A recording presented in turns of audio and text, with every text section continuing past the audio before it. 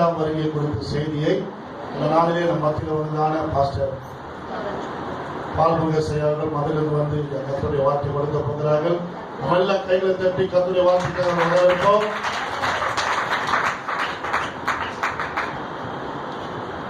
தேவனுடைய பரிசுத்த நாமத்துக்கு எல்லா கனமும் மகிமையும் துதியும் சோத்திர புகழும் உண்டாவதாக. இந்த நாளிலே தேவனுடைய வார்த்தையினுடைய தலைப்பு இயேசு கிறிஸ்துவின் இரண்டாம் வருகை. இந்த இரண்டாம் வருகை என்று ஏன் சொல்றோம் அப்படின்னு கேட்டா, அதுக்கு வசன ஆதாரம் இருக்கா? நம்ம தான் சொல்லிட்டு இருக்கிறோமா? வசன ஆதாரம் இருக்கா? இருக்கு. எபிரேயர் 9 அதிகாரம் 27, 28 ஆகிய வசனங்களிலே அந்திய ஒரே தரம் மறிப்பதும் பின்பு நியாயத்திற்படும் அனைவரும் மனுஷனுக்கு நியமிக்கப்பட்டிருக்கபடியே கிறிஸ்துவும் அவருடைய பாவங்களை சுமந்து தீர்க்கும்படி, அநேகருடைய பாவங்களை சுமந்து தீர்க்கும்படி ஒரே தரம் பலியிடப்பட்டு, அதாவது முதல் வருகையிலே, அதாவது இந்த பூமியில இயேசு மனுஷனா பிறந்த அந்த முதல் வருகையிலே ஒரே தர பலியிடப்பட்டு தமக்காக காத்து கொண்டிருக்கிறவர்களுக்கு ரட்சிப்பை அருளும்படி, இரண்டாவதாக இரண்டாம் தரம் பாவங்கள், இரண்டாம் தரம் என்ற வார்த்தையாக கவனிங்க. இரண்டாம் தரம் பாவம் இல்லாமல் தரிசனமாவார். இந்த இரண்டாம் தரம் என்ற வருகையை தான் இரண்டாம் வருகை என்று நம்ம சொல்றோம். முதல் வருகையிலே இந்த உலகத்திலே வார்த்தையானவர் மனிதனாக அவதாரம் செய்தார். அதைத்தான் கிறிஸ்துமஸ் என்று டிசம்பர் 25 வச்சு கொண்டாடுறோம். இயேசு கிறிஸ்து, இயேசும் சரி, கிறிஸ்துவும் சரி, கர்த்தராகி இயேசுவும் சரி, ஆண்டவராகி இயேசுவும் சரி, இன்னும் சொல்ல போனா ஏசாயா 9:6 உள்ள எல்லா பேர்களும் காரண பெயர்கள் தான். இயேசுவுக்கு ஒரிஜினல் பேர் உண்டு. இயேசுன்னு சொன்னாதான் தெரியும், அதுக்காக அந்த பேரை சொல்றேன். அவருக்கு ஒரிஜினல் பேரு வார்த்தை.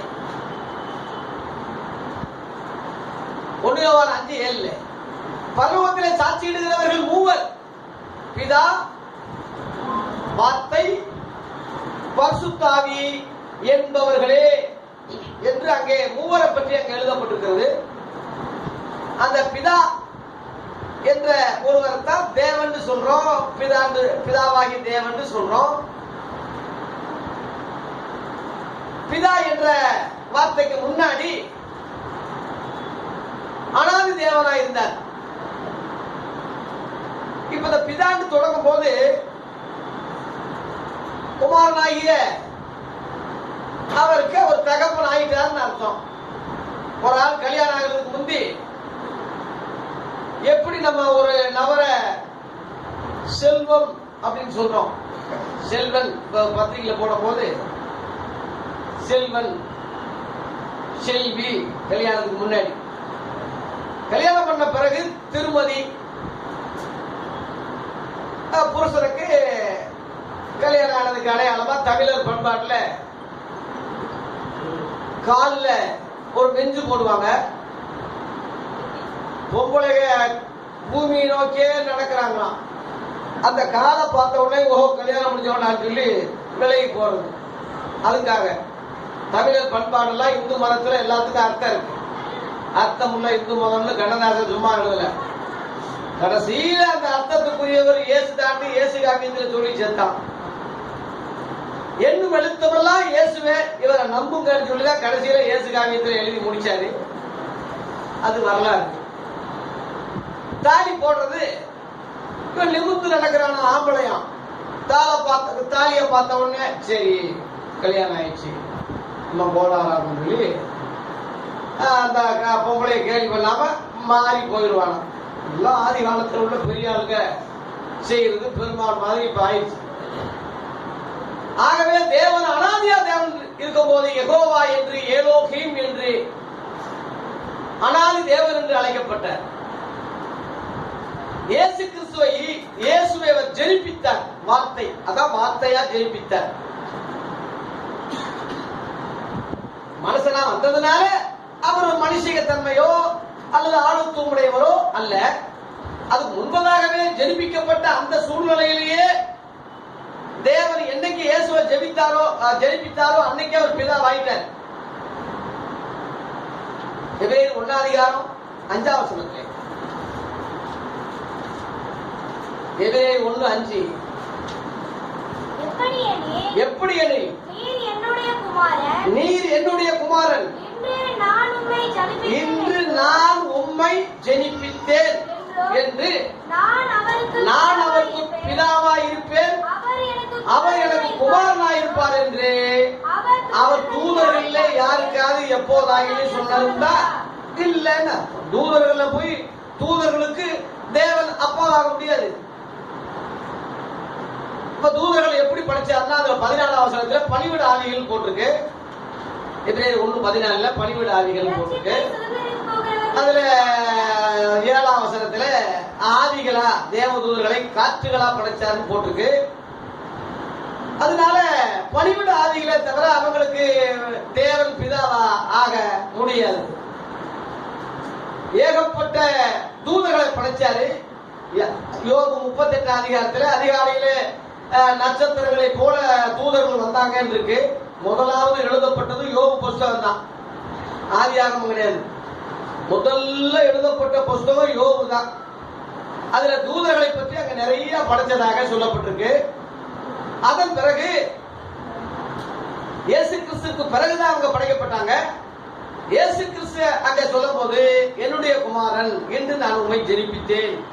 சங்கீதம் 2:7 இதே வார்த்தை அங்க இருக்குது. அதனால இயேசுவுக்குத்தான் அந்த தேவன் பிதாவே தவிர மற்ற தூதர்களுக்கோ மற்ற ஆளுகளுக்கோ கிடையாது. அந்த குமாரன் தான் வார்த்தை என்று அங்கே சொல்லப்பட்டிருக்கு. வார்த்தை ஒரிஜினல் பேரு வார்த்தை தான். வார்த்தைன்னு சொல்லியிருக்கேன். இன்னும் கொஞ்சம் சொன்னா நல்லா இருக்குமே அப்படின்னு சொன்னா இன்னும் கொஞ்சம் விளக்கமா சொல்லக்கூடுமானால் வெளிப்படுத்துற 19ஆம் அதிகாரம் 13, 12, 13 ஆகிய வசனம் இல்லை. இயேசு கிறிஸ்துடைய கண்கள் அக்கினி ஜுவாலையை போல அவர் சிரசின் மேல் அநேக கிரீடங்கள் இருக்குதான். இரண்டாம் வருகையில் அவர் வர்றாரு. அவருக்கு தவிர வேறு ஒருவருக்கும் தெரியாத ஒரு பேரு எழுதியிருந்தது. ரத்தத்தில் தோய்க்கப்பட்ட ஒரு வஸ்திரத்தை அவர் தரித்திருந்தார். அவருடைய நாமம் தேவனுடைய வார்த்தை என்பதே.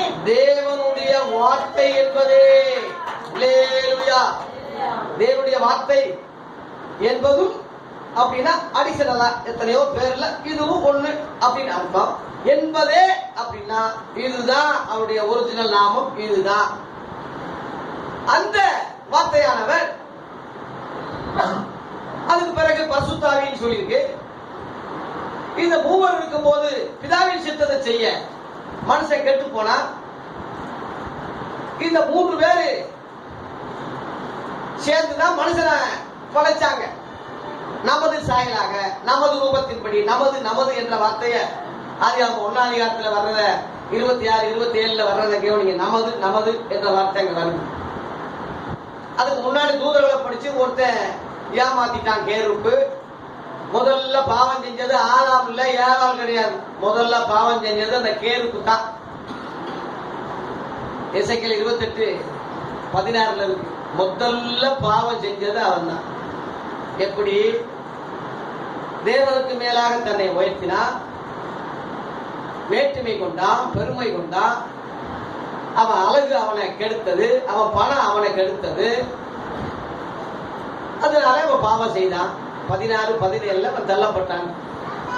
அதனால நமது சாயலாக நமது ரூபத்தின்படி மனுஷனை உண்டாக்குவோமாக.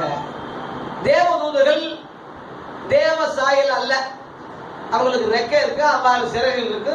அதுலயே எவ்வளவோ 12 லேகியோனுக்கு அதிகமான தூதர்கள் இருக்காங்க. எவ்வளவோ பிரிவினைகள் இருக்கு. அதுல மிகாவேல் தூதனும் காபிரியல் தூதனும் மிக முக்கியமான ஆளுங்க.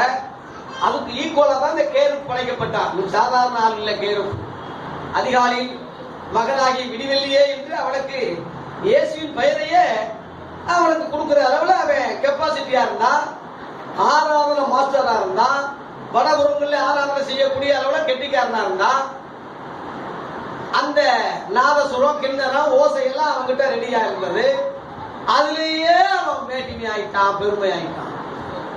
இசையிலே தீவிரமா இருக்கக்கூடிய ஆளுகளே, பாடலே உயிரின்று இருக்கக்கூடியவங்களே கவனமாகுங்க.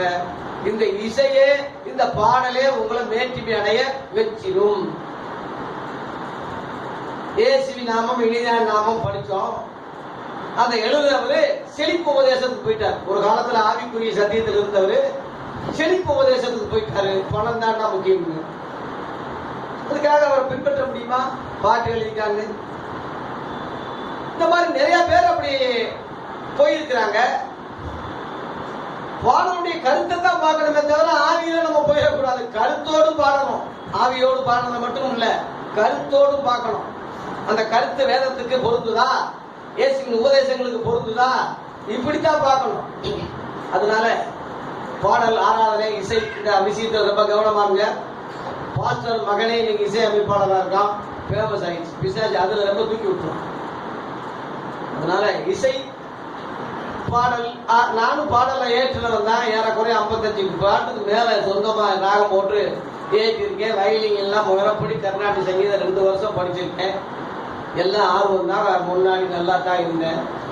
இப்ப இந்த சத்தியத்தை அறிஞ்ச பிறகு அது என்னடா நமக்கே இதாகிடும் சொல்லி குறைச்சிக்கிட்டேன் நான். அதுக்காக பாட்டு பாடாதீங்கன்னு சொல்ல வரல. அதுல ஒரு மேட்டிமே பெருமை வராதபடி எச்சரிக்காருங்க. பிசாசி அப்படித்தான் பாவம் செஞ்சு கேட்டு போனாங்க. பாவம். அதனால தேவன் என்ன செஞ்சாரு, பிதா என்ன செஞ்சாரு, ஆவியார் என்ன செஞ்சாரு, நமது சாயலாக நமது ரூபத்தின்படி மனுஷரை உண்டாக்குவோமாக என்று மனிதனாலே மனிதனை உருவாக்கி ஆதியாகமம் 2:7 படி ஜீவ சுவாசத்தை நாசியிலே ஊதினார். அவன் ஜீவாத்மா. அதன் பிறகு உலாத்திக்கிட்டு இருக்கும்போது இவனுக்கு ஏற்ற துணையை உருவாக்கும்னு சொல்லி அவன் விலா எலும்பே ஒண்ணு எடுத்து ஏவாள் படைச்சது நமக்கு தெரியும்.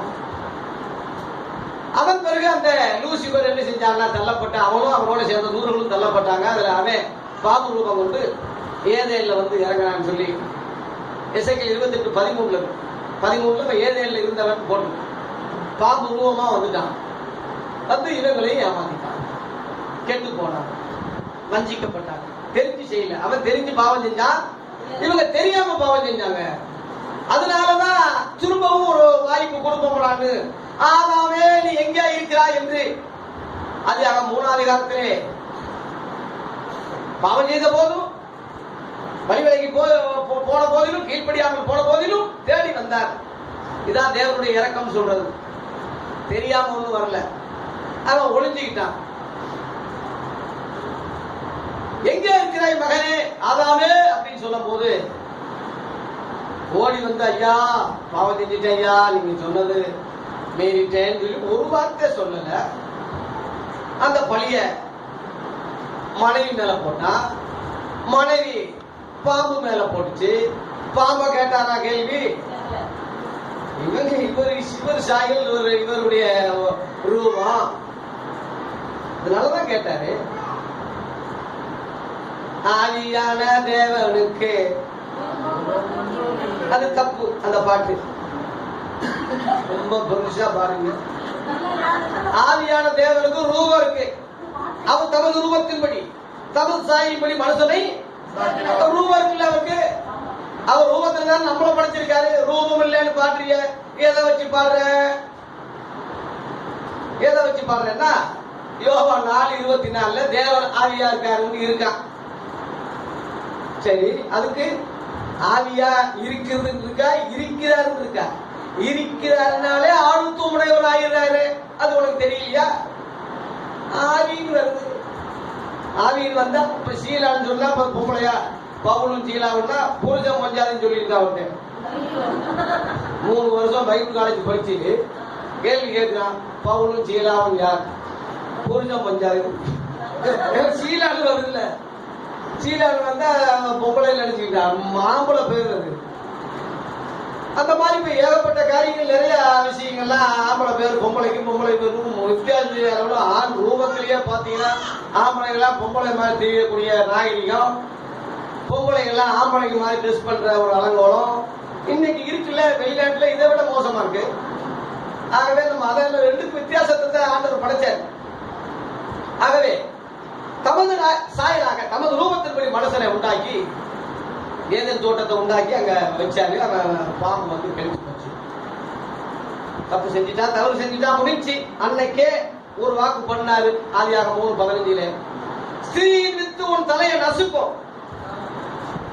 ஏன் அப்படி சொன்னார் அப்படின்னா, சாத்தான் தந்திரக்காரன் பொம்பளைய ஏமாத்திட்டோம்னா, பொம்பளைய வசப்படுத்திட்டோம்னா, நாளைக்கு ஒரு பிரச்சனை வரும்போது ஆம்பளை கிட்ட இருந்தா வாரிசு வரணும், அல்லது அந்த 3 பேருமே ஆண்பால், பிதா வார்த்தை பரிசுத்தாகி 3 பேரும் ஆண்பால்ல இருக்கிறதுனால அவங்க கிட்ட ஒரு பிரச்சனை வந்தாலும் சரி, இல்ல ஆதாமுக்கு ஒரு குழந்தை பிறந்து பிரச்சனை வந்தாலும் சரி, நம்ம எதிர்த்து நியாயம் பேசலாம். ஏண்டா நான் உங்களை எவனையாவது நான் ஏமாத்தினா, சொன்னா, வஞ்சிச்சனா, நான் பொம்பளைக்கு எனக்குள்ள டீல், எனக்குள்ள காரியம், அவன் என்னை மேற்கொள்ளட்டும், அவன் எனக்கு இது பண்ணட்டும், நான் பாத்துக்கிறேன், அவன் சொல்லிடுவான்னு சொல்லி நீ யார ஏமாத்திரியோ, யார வஞ்சிச்சியோ, அதே ஸ்திரீயின் வித்து ஒரு தலையை நசுக்கும். இதுதான் தேவன் எவ்வளவு பெரிய அறிவாளி, ஞானம். அன்னைக்கே வாக்கு கொடுத்தார். குமாரனும் அங்க இருந்தாரு. அதுக்கு அடையாளமா ஒரு ஆட்டை அடிச்சு தோல் உடைகளை உடுத்தி, ஆண்டவருடைய இறக்கம் பாருங்க. பாவம் செஞ்ச பிறகு போன நாய்கள் துரத்துறது விட்டுட்டு அத்தி இலைகளை வத்து ட்ரெஸ் மாதிரி உண்டாக்கிட்டாங்களாம். காஞ்சி போனா அது என்ன ஆகும்? ஆண்டவர் தெரிஞ்சு எது செஞ்சாலும் சரியில்லைன்னு சொல்லி தோல் உடைகள், இன்னைக்கும் தோல் உயர்ந்த இடத்துலதான் இருக்கு. தோல் உடை இன்னைக்கும் அது நல்ல காசுலியா தான் இருக்கு. தோல் உடைக்கு மிஞ்சினது இல்லை. இதுக்கு ஒரு விளக்கம் கொடுக்கலாம்னு நினைக்கிறேன். இந்த ஆதாம் தான் ஆதி சிவன், இந்த ஏவாள் தான் பார்வதி. ஆச்சரியமா இருக்கா? ரகசியத்தை சொல்றேன். ஆதியாகமம் 2:7 தேவனாகி கர்த்தர் மனுஷனை பூமியின் மண்ணினாலே உருவாக்கி சீவ சுவாசத்தை நாசியிலே ஊதினார். அவன் ஜீவ ஆத்துமாவானான். ஜீவன் என்ற அந்த வார்த்தை சமஸ்கிருத வார்த்தை, தமிழ்ல சீவன் அப்படின்னு. சீவன் சிவன் என்று மாறிவிடுச்சு. ஆதி சிவன், ஆதி ஈஸ்வரன், இப்படி மாறிடுச்சு. வேளா எலும்புன்னு சொல்லும் போது இந்த பார்வதி ஆணாகி பெண்ணாகி நின்றாலடி, சரிபாதி பெண்ணுக்கு தந்தாலடின்னு சொல்லி, சரி பாதியில ஆணாகவும் சரிபாதி பெண்ணாகவும் திருவிளையாடல் புராணத்தில் நீங்க பார்த்துருப்பீங்க. தோல் உடைகளை பரமசிவ பார்வதி உடுத்துனதாக பார்த்துருப்பீங்க. ஒரு பாம்பு வாழ வஞ்சிக்கப்பட்டது பாம்பு பார்த்துருப்பீங்க. ஒரு கனி, காயின் ஆபேல் 2 ஆம்பளை பையங்க, இவங்களுக்கு அதே ஆம்பளை பையங்க தான். காயின் கணபதியாகவும் ஆபேல் ஆறுமுகமாகவும் மருவிருக்கு. ஆகவே அந்த ஒரு பழத்தினால பிரச்சனையாகி உடம்பு உடைஞ்சது. புராணமா இங்க மருவி அப்படியே வந்துருச்சு. ஜீவன் உள்ளோருக்கெல்லாம் தாயானவள் என்று ஆதியாகமம் 3:20 பார்வதியை பத்தி சொல்லியிருக்கு. பார் அப்படின்னா உலகம், மதியன்னா உலகத்தின் தாயின்னு அர்த்தம். அதான் ஆதிசக்தி பராசக்தின்னு இவன் சொல்றான். ஆகவே நெருப்பு இல்லாம புகையாது. ஏதாவது ஒரு விஷயத்துல இருந்து அப்படியே பழகும். அந்த சிவன் சொல்றதுக்கு அன்புன்னு அர்த்தம். அன்பு சிவமும் 2 அன்பார் அறிவில்லார், அன்பே சிவம் என்று சிவவாக்கியத்தில் இருக்கு. தேவன் அன்பாகவே இருக்கிறார் அப்படின்னு நம்ம சொல்றோம். அந்த அன்பின் அடையாளம், ஒரு ஆணுக்கு பெண்ணுக்கு ஒரு குழந்தை பிறகுனா அன்பின் அடையாளம் தான். தேவன் மனுமக்கள் மேல கொண்டிருந்த அன்பு தான். அவர் சாயலாக அவர் ரூபத்தின்படி மனுஷனை படைச்சார். மனு ஈசன், மனுஷன், மனு ஈசன், ஈசன் சிவன். அதனால அவனுக்கு அந்த முதல் பாஷைய தமிழ் தான் அப்படின்னு சில புலவர்கள் சொல்றாங்க. பேசின முதல் வார்த்தை தமிழ் தான். அது அவன் 11ஆம் அதிகாரத்துல தேசத்துக்கு ஒரே பாஷை இருந்ததுல அதுதான். கல் தோன்றி மண் தோன்றா மூத்த குடிமகன் பேசுனது தமிழ் என்று சொல்றானே. மூத்த குடிமகன் யாரு? ஆதாம் தான். நம்ம மட்டும் சொல்லல. ஆதி மனிதன் காதலுக்கு பின் அடுத்த ஜோடி இதுதான். ஆதாம் ஏவாள் ஜோடிக்கு பின்பு அடுத்த ஜோடி இதுதான்னு நம்ம பாசராயா எழுதியிருக்கா, உலக கவிஞர் உலக புலவர் எழுதியிருக்கா. இதே கருத்தை பைபிள் மட்டும் சொல்லல, குர்ஆன்ல போட்டிருக்கு. ஆதம் நபி, ஆதம் பிபி அவனு ஒத்துக்கிறான். ஏறக்குறைய இது சிவன் பார்வதியாக இந்துல மாறி இருக்கு. எல்லா மதங்களும் அதை ஏறக்குறைய ஒத்துக்கிறான்னு தான் சொல்லுங்க. இதுதான் மறைக்கப்பட்ட ரகசியம். இதெல்லாம் உங்களுக்கு எப்படியா தெரியும்னா, நான் இந்து புராணங்கள் இருந்து நான் வந்து ரசிக்கப்பட்டு வந்ததுனால இதெல்லாம் ஆராய்ச்சி பண்ணி இந்த உண்மைகளை முடிஞ்ச அளவுல கண்டுபிடிச்சிருக்கேன். இதுதான் உண்மை. இல்ல மற்றபடி அதெல்லாம் நேர்த்துக்கிறது வந்தாங்களா, எங்கிட்டாவது போய் குதிச்சாங்களா, எங்க இருந்து அந்த கதைகள் வந்தது, அந்த புராணங்கள் வந்தது, எல்லாம் ஆசியா கண்டத்துல உருவானது தானே. ஒன்றில் இருந்து அப்படியே மறைமேறி அப்படியே கண்ணுமுக்கு வச்சு அப்படியே போயிடுச்சு. இதுதான் காரியம். உங்க அறிவுக்கு தெரிந்து கொள்றதுக்கு ஒரு காரியம் சொல்றேன். இது ஏன் சொல்றேன்னா, யாரையும் வேற்று மதமாகவோ வேற்று மொழியாகவோ மதத்தாலே ஜாதியாலே மொழியாலே பிரிச்சு பார்க்காதீங்க. ஜீவனுள்ளோருக்கெல்லாம் அந்த அம்மா தாயானவன்னா உனக்கு யாரு? உனக்கு தாய் தான், அவளுக்கு எல்லாருமே ஒரு தாயின் பிள்ளைகள். அதனாலதான் அப்போஸ்தலர் 17:26 பவுல் சொல்றா, உன் எங்கு குடியிருக்கிற சகல ஜாதிகளையும் ஒரே ரத்தத்திலே தோன்ற பண்ணி பூமி எங்கும் குடியிருக்க வச்சிருக்காருன்னு நம்ம பவுல் சொல்றான். புதிய ஏற்பாட்டுல ஒன்றே குலம் ஒருவனே தேவன் துருமுலர் சொல்றான். அகர முதல எழுத்தெல்லாம் ஆதி பகவன் முதற்றே உலகம் வள்ளுவர்ல சொல்லிட்டு, குர்ஆன்ல லாகிலாகா இல்ல லாகி என்று அல்லாஹ் கடவுளை தவிர ஒரு தெய்வமே இல்லைன்னு அவன் சொல்றான். உலகம் முழுவதும் தத்துவம் தேவனாய் கர்த்தரை பணிந்து கொண்டு அவர் ஒருவருக்கே ஆராதனை செய்வாங்கன்னு இயேசு சொல்றாரு மத்தேயு 4:10. அப்போ உலகம் முழுவதும் ஒரே தத்துவம் தான், ஒரே தேவன் தான், ஒரே காரியம் தானே. எப்படி வேற்றுமை என்று பிரிக்க முடியும்? அறியாம தானே அது. ஜாதிகள் அவங்க அவங்க தொழில பிரிஞ்சது போல, மொழிகள் அது 11ஆம் அதிகாரத்துல பிரிஞ்சது போல, மனித இனங்கள்ல ஆதாம் ஏவாள்ல பிரிஞ்சது போல, மதங்கள் முழுவதும் ஆபிரகாம் சாரால இருந்து பிரிஞ்சிருக்கு. இதுதான் தத்துவம். எப்படியோ ஏகமா கெட்டு போனாங்க, எல்லாரும் பாவம் செய்து ஏகமாய் கெட்டு போனார்கள். நன்மை செய்கிறவன் இல்லை, ஒருவனாக இல்லை என்று ரோமர் 3:10 எழுதியிருக்கிறது. அதனால தேவன் அப்படியே விட்டுட்டார மக்களை? விடல. ஒரு அடையாளமா ஒரு மிருகத்தை அடிச்சு தோல் உடைகளை உடுத்துறது போல நம்முடைய குமாரனாகிய வார்த்தையானவரையே பலியாக கொடுக்க ஒப்பு கொடுத்தார் ஐயா. அவர் சொந்த குமாரன் பாராமல் தமக்காக ஒப்பு கொடுத்தவர். மற்ற எல்லாவற்றையும் கொடுப்பது அதிக நிச்சயம் அல்லவா. தேவனுடைய அன்பு அவர் குமாரனை அனுப்புவதா. அவரே வந்து பலியானாலும் கூட இந்த மதிப்பு இது இருக்காது. உங்க வீட்டுல ஒரு காரியம், நீயா உன் மகனா யார் சாகுறாங்க அப்படின்னு சொல்லி ஒரு தகவல் வருதுன்னு நல்ல தகப்பனா இருந்தா என்ன செய்வீங்க? நான் சாகு அப்படி சொல்லுவீங்களா? அப்படித்தான் சொல்லுவீங்க. ஆனா பிள்ளைய உங்களை விட நேசிப்பீங்க. அந்த பிள்ளைய முழு உலகத்துக்காக ஒரு தகப்பை கொடுக்குறான்னா அதை விட ஒரு பெரிய தியாகம் ஒண்ணுமே உலகத்துல இல்லை. ஆபிரகாம பலின்னு சொன்னா கூட சந்தோஷப்பட்டிருப்பான். ஈசாக்க பலியிட்டது கேட்டது அவனால தாக்க முடியாது. அம்மாக்காரி சொன்னா கெடுத்துருவாடான்னு சொல்லி, வேலைக்காரன் சொன்னா கெடுத்துருவான்னு சொல்லி, மகன் கிட்ட சொன்னா போடா கிளவான்னு ஓடிடுவான்னு சொல்லி, எவனுக்கும் சொல்லாம மனசுக்குள்ளேயே அடக்கி கத்திய ஓகுனார்ல, இப்பதான் உன்னை அறிஞ்சிருக்கேன் அப்படின்னு சொல்லி, நீ தேவனுக்கு பயப்படும் இப்பொழுது அறிஞ்சிருக்கிறேன்னு சொல்லி ஆதியாக 22 கர்த்தர் சோதிக்கும் போது 17 சொன்னார். அந்த மாதிரி தேவன் நம்முடைய ஒரே பேரான குமாரனை விசுவாசிக்கிறவன் எவனும் அவன் கெட்டு போகாமல் நித்திய எப்படி அவரை தந்தரலி இவ்வளவாய் உலகத்தில் அன்பு கூர்ந்தார். அதான் கிறிஸ்துமஸுக்கு உகந்த வசனம். அது இவ்வளவாய் உலகத்தில், எவ்வளவாயினே சொல்ல முடியாது. அன்பி நீள அகலம் புரியக்கூடிய அளவுல நமக்கு சக்தி இல்லை, அவ்வளவு அன்பு கூர்ந்தார். ஆகவே அவர் முடிச்சுட்டு இருக்கும்போது இவரே வாலண்டியா சொன்னார். இவரே சொன்னார், இயேசுவே சொன்னார். எபிரேயர் 10:5 அதிகாரம் 5ஆம் வசனத்திலிருந்து 7 வரைக்கும் படிக்கும் போது, தேவனே பலியும் காணிக்க நீங்க விரும்பல, அதுக்கு அடையாளமா யூதர்கள் செஞ்சுக்கிட்டு இருந்தாங்க. இந்துக்கள் சத்தி கல்யாணம் சொல்லிக்கிட்டு இருந்தான். சைவ சித்தாந்தம் உள்ளவன் எலுமிச்சை பழத்தை நட்டி அது சூழாயத்துல நட்டுவான், ரத்தமா வலியும். அது அந்த நிலநாட்டமா அது செஞ்சாங்க. ரத்தம் சொந்தம் இல்லாமல் பாவ மன்னிப்பு கிடையாது. ஏதோ ஒரு வகையில் நிலநாட்டமா செஞ்சுக்கிட்டு இருந்தாங்க. அதுல 2 பிரிவு இருக்கு. ஒண்ணு சைவம், ஒண்ணு என்னது வைணவம். ஒருத்தன் இப்படி பட்டையை போடுவான், ஒரு இப்படி போடுவான். இப்படி போட்டாலும் பிதா குமார பரிசுத்தாவி மூணு அந்த அந்த வெள்ளை வெள்ளை வெள்ளை நடுவுல குங்குமம் போடுவான். அது ரத்தம். அது இன்னொரு ஐதீகம் என்னன்னா சந்தனத்தை வச்சு அதுக்கு மேல குங்குமம் வைப்பான். சந்தனம்னா மரத்தை குறிக்கும். மரத்திலே குமாரன் ரத்த சிந்த போறாருன்னு அர்த்தம்.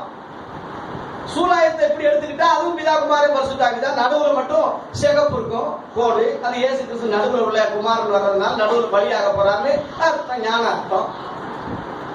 எல்லாமே அந்த ஞான அர்த்தத்துல தான் இருக்கு. ஓம் ஸ்ரீ கன்னி சுத்தையான வகை சமஸ்கிருதத்துல முதல் நவமொழி ஓதுனா அதனுடைய அர்த்தம் என்ன?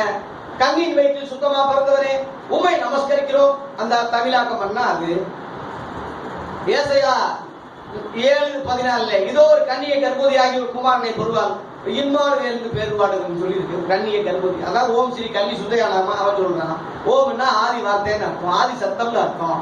இந்த இம்மானுவேல்லாம் தேவன் நம்மோடு இருக்கான்னு அர்த்தம்.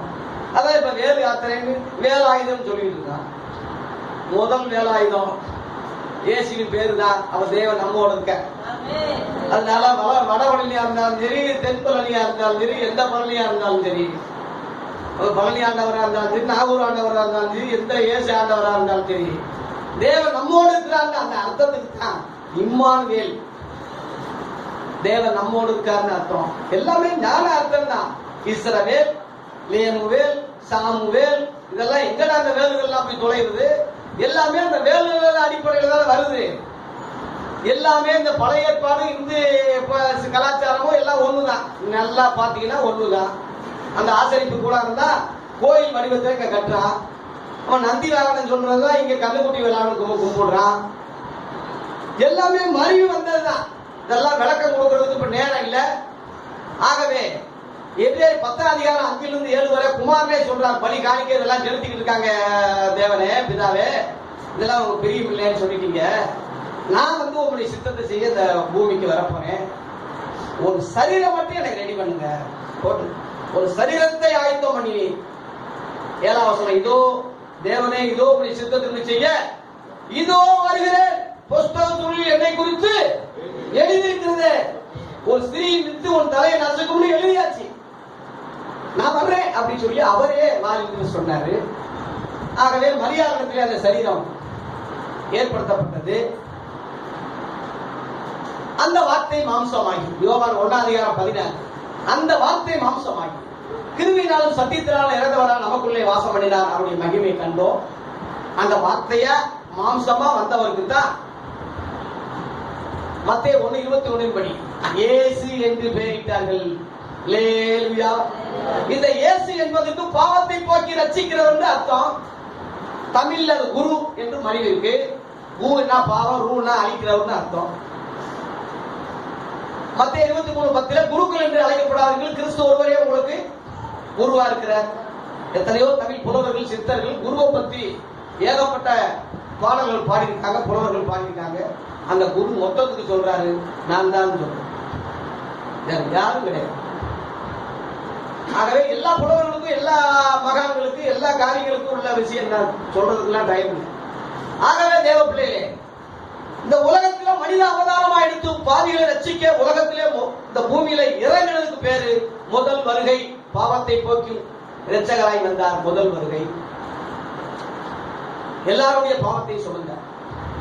யோவான் 1:29 இதோ உலகத்தின் பாவத்தை சுமந்து இருக்கிற தேவாட்டுக்குட்டி.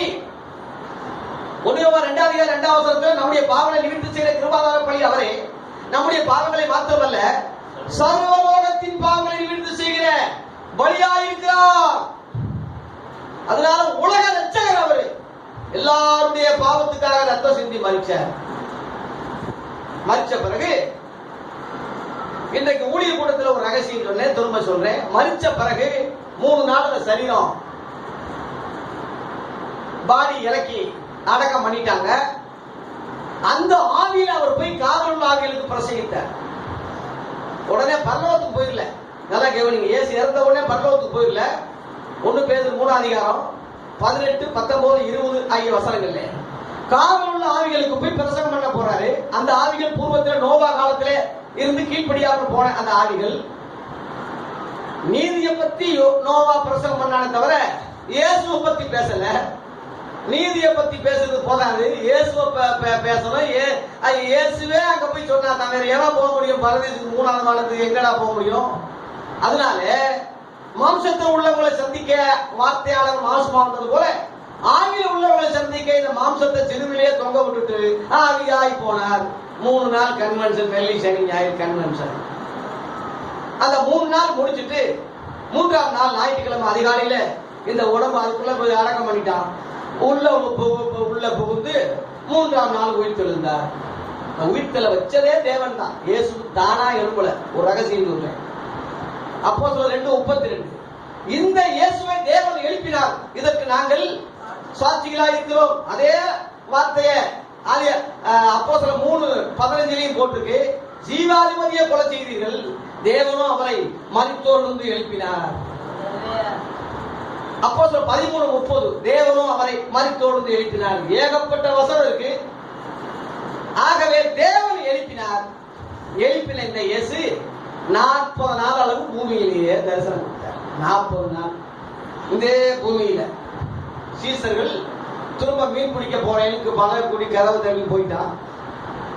அப்படியே பிழைச்சா போதும் சொல்லி பரலோகத்துக்கு ஓடிடல. திரும்ப மறுபடியும் பிள்ளையே என்னடா அப்படி செஞ்சிட்டீங்கன்னு சொல்லி அவங்க வழியிலேயே விட்டு அவளைய போன வச்சு எவ்வளவு அறிவாளி பாருங்க. திரும்ப மீன் பிடிக்க வச்சு இதே காட்சிய லூக்கா 5ஆம் அதிகாரத்துல பேதுரு நினைவு கூறுறான். இதே மாதிரி தானே இருந்தோம், மீன் பிடிச்சும் வந்தோம். அப்ப அவர் யாருன்னு சொல்லும் போது அன்பான சீசன் சொன்னான். அவன் கர்த்தர்னு சொன்ன உடனே அப்படியே நிர்வாணமா குதிச்சுட்டான். அவ்வளவு ஆர்வ போனாராம். நிர்வாணமா குதிச்சு நீச்சல் அடிச்சுக்கிட்டே வந்தான். இவர் மீனையும் தேன் கூட்டத்தையும் கரெக்டா எடுத்து வச்சுக்கிட்டு இருந்தாரு. அவங்களுக்கு இவர் கொடுத்தாரியா? திரும்ப முடிக்கிறான். யோவான் 21:15 சொல்றாரு, யோவானின் குமாரனாகி சீமோனே, உனக்கு எல்லாரையும் விட என் மேல அன்பா இருக்கிறாயா? சொன்னேன், குணமர்கள் சாமல் இருக்க மாட்டேன், தாளும் சாகுறேன். ஏங்கப்பா நீ பெண்ண பொழுது நீங்க முதல் நீதான ஒன்னால இவங்க எல்லாம் வந்துட்டான். நீ உண்மையிலேயே என்னை எல்லாரையும் விட அன்பு கூறுகிறான்னு சொல்லும் போது நேசிக்கிறேன் என்பது நீர் அறிவீர். நேசம் வேற, அன்பு வேற. அன்பே பெரிது, நேசம் அன்பு கம்மி தான். சரி, இவனுக்கு அதிர்ச்சியில ஒன்றும் புரியல போடுறது. 2ஆம் தரம் கேட்கிறாரு, என் மேல் அன்பா இருக்கிறாய். 2ஆம் தரமும் அதே அதிர்ச்சியில நேசிக்கிறேன் 2ஆம் தரவும் சொல்றான். 3ஆவது இவரே அப்ப நேசிக்கிறாயா? இந்த வித்தியாசம் கூட தெரியாம ஐயோன்னு அழுதுட்டார். என்னடா 3 தடவை அழுதுட்டார். இவனுக்கு விளக்கம் சொல்லி ஓய்வு விட சரி எப்படியோ இந்த ஆடுகளை மையம் அதுல குட்டியில எப்படியோ போனேன். அவனுக்கு அந்த அளவுல பாவம் வெகுலி டைப்பு, பஞ்சம் இல்லை, சூதுவாது இல்லாதவன் நல்லவன் தான். ஒன்றும் புரியல, வித்தியாசம் தெரியல. சில ஆளுங்க முக்கா 3 தடவை மறுதளிச்சதுனால முக்கா 3 தடவை பதில் கேட்டு தொலைஞ்சாருன்னு சொல்றாங்க. அப்படி கிடையாது. அப்படி ஆள் இல்லை ஏசு. கொஞ்சம் சொன்னது சரியா சொல்லாதனால திரும்ப கேட்டாரு தவிர பதிலுக்கு பதில் சொல்ற ஆள் இல்லை ஏசு. எப்படியோ நேசிக்கிறீங்களே, இதுலயாவது போதும்னான்னு சொல்லி சபையை ஒப்பு கொடுத்தாரு. அதன் பிறகு இவன் காரியம் என்ன, பின்னாடி வந்துகிட்டு இருக்கான் யோவான் அப்போஸ்தலன். இவன் காரியம் என்ன? உன் காரியம் தான் முடிஞ்சிருச்சுல, பேசாம போக வேண்டியதானே. இவன் காரியம் என்ன பாத்து எல்லாத்தையும் ஒரு முந்திரி போட்டேன். அப்ப நான் வர வரைக்கும் இவன் இருக்க உனக்கு எனக்கு சித்தமான உனக்கு என்னடான்னு கேட்கிறான். சிலர் தப்பா அது இதுதான் கொங்கண மகாராசி இன்னும் உயிரோடு இருக்கான் அப்படின்னு சொல்லி சிலர் அதை வச்சு தப்பா பேசிக்கிட்டு இருக்கான். அது அந்த வசனத்திலேயே நீங்க கீழே பாத்தீங்கன்னா அவர் மறிக்கவில்லைன்னு அவர் சொல்லாம அப்படி சொல்லல. நான் வர்ற வரைக்கும் திரும்ப வர்ற வரைக்கும் உயிரோடு இருந்தா உனக்கு என்னன்னு சொல்ற அர்த்தத்துல சொன்னாருன்னு அங்க விளக்கம் போட்டிருக்கு. அப்ப நான் வர்ற வரைக்கும் எங்க அவனை சந்திச்சாரு? வெளிப்படுத்தின விஷயத்துல சந்திச்சாரு. வெளிப்படுத்தின 1ஆம் அதிகாரத்துல அவனை கண்ட போது செத்தவனை போல விழுந்தேன்னு 16-17 இருக்கு. 1:1 அதுதான். அது வரைக்கும் இவன் உயிரோடு இருந்தால கிபி 98 பத்மதீவுல கடக்கும் போது அதைத்தான் சொன்னாரு. ரகசியத்தை புரிஞ்சுக்கீங்க. ஆகவே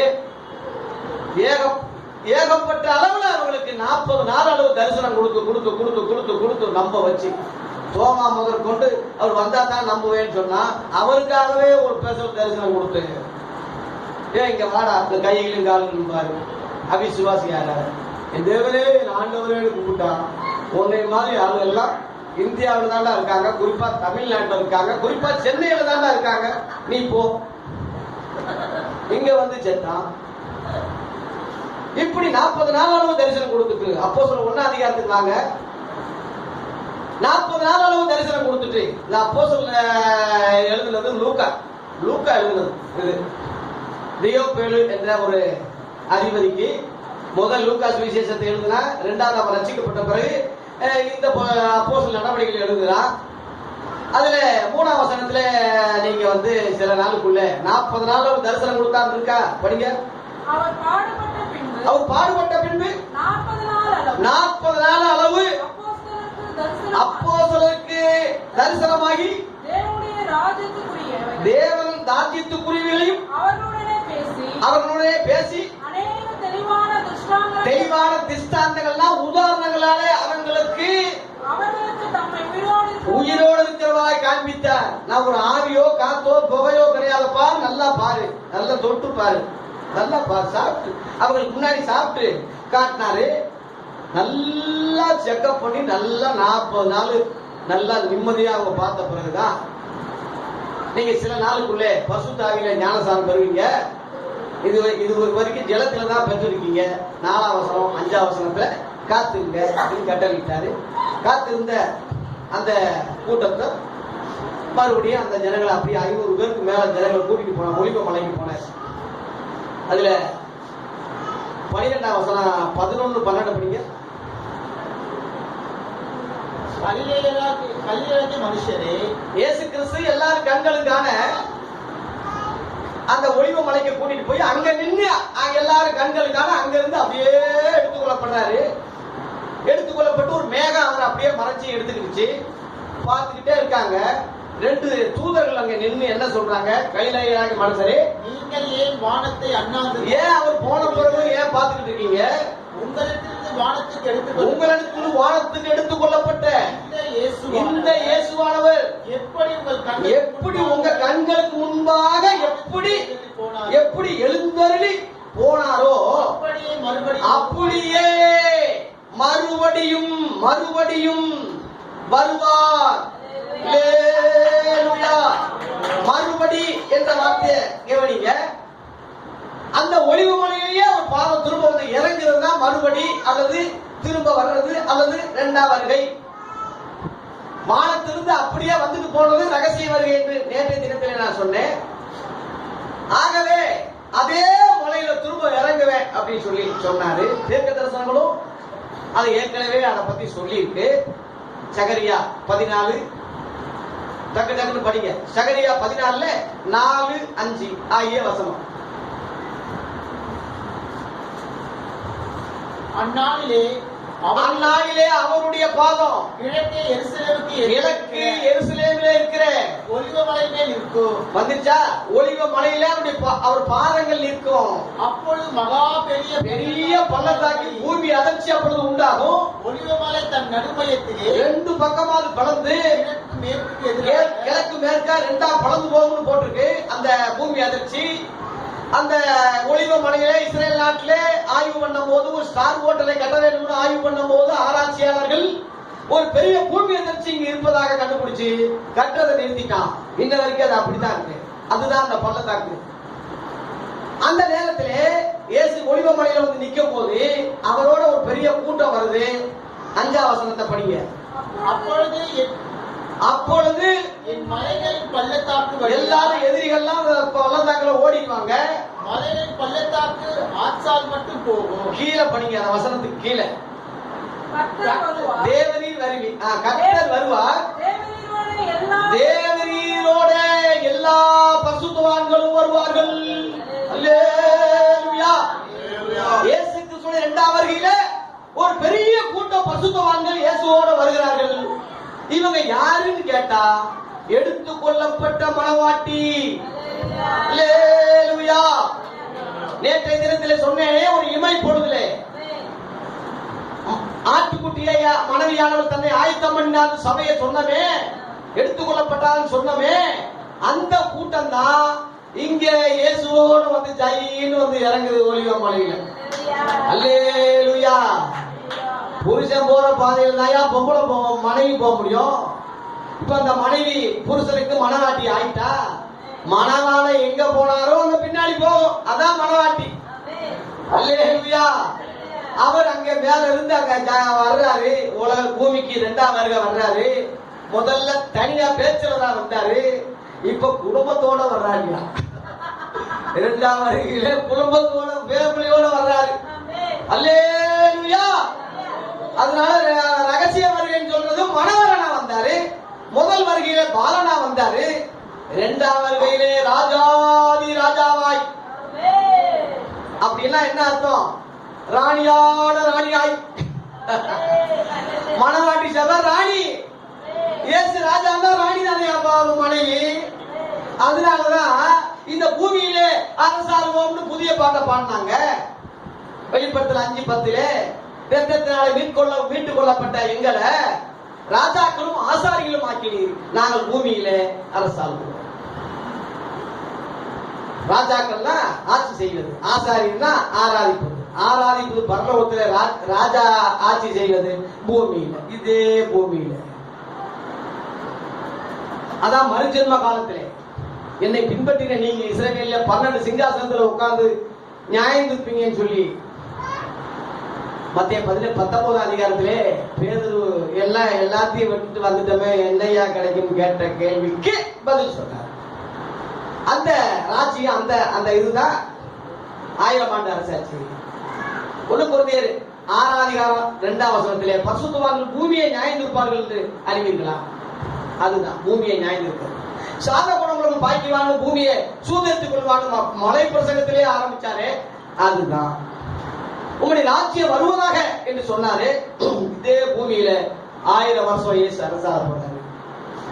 ராஜாவாக, ராஜாதி ராஜாவாக, அவருடைய மனவாட்டி ராணிகளாக, ராணியாக இதே பூமியில வந்து இறங்குவார். இந்த பரிசுத்தவான் கூட வர்றதுதான் 2ஆம் வருகை. அதனால நீங்க 2ஆம் வருகைக்கு ஆயத்தப்பட போறீங்களா? எடுத்துக்கொள்ளப்படுவதற்கு ஆயத்தப்பட போறீங்களா? பதில் இல்லையே.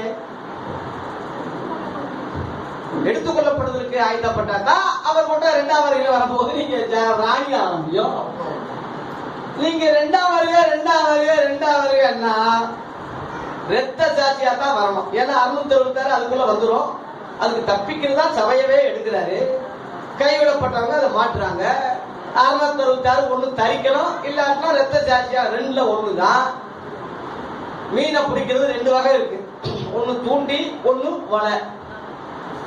வலையில உள்ள மீன் தண்ணியோட தண்ணியா ஜல ஒரு காயம் இல்லாம வந்து சேரும் கரையில. தூண்டில போடுறது இங்கிட்டு கிழிச்சிட்டு வந்து ரத்தத்தோட வந்து விடுவோம். தூண்டில வர்றதுதான் ரத்த சாட்சி, வலையில வர்றதா எடுத்துக்கொள்ளப்படுதல். நீ எதுக்கு ஆயத்தப்படுற? இன்னைக்கு ரத்த சாட்சிக்கு ட்ரைனிங் கொடுத்துக்கிட்டு இருக்கான். ரத்த சாட்சிகளுக்கு ட்ரைனிங் கொடுத்துக்கிட்டு இருக்காங்க. இன்னைக்குள்ள ஊழியக்கார முட்டா பையன் ரத்த சாட்சிக்கு ட்ரைனிங் கொடுக்கிறவன் எடுத்துக்கொள்ளப்படுவதற்கு ட்ரைனிங் கொடு. உனக்கு தெரியல, அப்ப சத்தியமே தெரியலன்னு அர்த்தம். அவன் ஏசு வருகிறார், காசை கொடுங்க. எதுக்குடா காசு கேட்கிறேன்னா, 25,000 கோடிக்கு நாங்க வந்து எருசலேம்லயே ஒரு கட்டணம் கட்ட போறோம். ஏன் வர்றாரு, உலகம் அழிய போகுதுன்னு நீ தானே சொன்ன, எதுக்குடா இத்தனை கோடியை போட்டு கட்டடத்துல போட்டு கட்டணும்? சொல்றது ஒண்ணு செய்யறது ஒண்ணா? இதுவே ஒரு பிராடு இல்லையா? புரிஞ்சுக்க அந்த ஆளுல. சகரியால மட்டும் இந்த வார்த்தையை சொல்லல, யூதா 15 சொல்லியிருக்கு. புதிய ஏற்பாட்டுல அப்போஸ்தலர் நிருபம் கடைசியா தான்.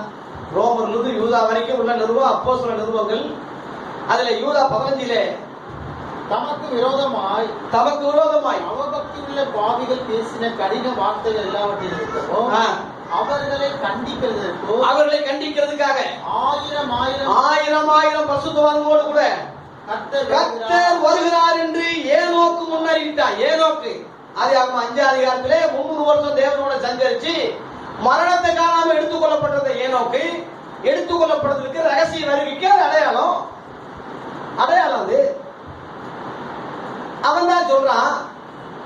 ஆயிரம் ஆயிரம் பசுத்தவான்களோடு கூட கர்த்தர் வருகிறார்னு சொன்னதை யூதா அப்போஸ்தலன் நமக்கு சொல்றான் தெளிவா. அந்த ஆயிரம்